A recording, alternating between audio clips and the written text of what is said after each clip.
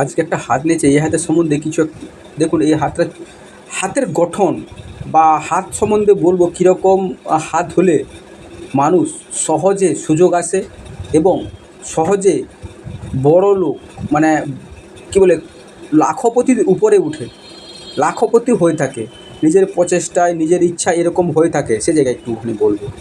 এই হাতটাকে আমরা যদি কোনো জাতক বা জাতিকার স্থূল হাত হয়, এরকম হাত হবে, একটু নরম, মানে খুব শক্ত হবে না, একটু নরম নরম টাইপের। যেরকম মানুষের দেখবেন হাতগুলো একটু শক্ত নরম হইতে, এটা নরম টাইপের। এই হাতটা একটু শক্তখানি আছে, এখানে একটু নরম হবে হাতটা।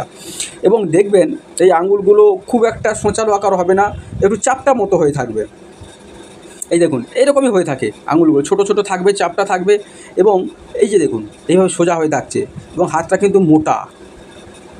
এখানে দেখবেন এই যে এই পোর্শানটা একটুখানি ডিপ হয়ে আছে, এটা কিন্তু থাকবে না।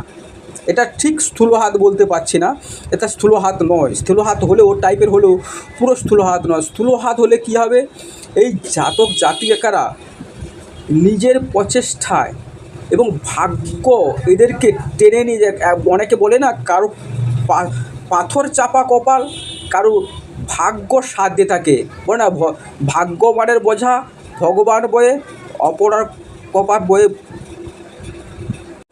অভাগার কপাল বয়ে কপাল, সেরকম একটা জিনিস। দেখুন এখানে এই সব ব্যক্তিরা যে কোনো কাজে হাত দিলে, যে কোনো জায়গায় গেলে এদের ভাগ্য এমন সাথ দিবে, তত্ত্বরে উপরে উঠে যাবে। এবং এদের কিন্তু দিমাগ, মানে বুদ্ধি দারুণ চলে, এবং গ্রহগুলো সাথ দেয়। দেখুন গ্রহগুলো কত সুন্দর ফুলো ফুলো হয়, দেখুন এই গ্রহগুলো দেখুন কত সুন্দর হয়ে আছে।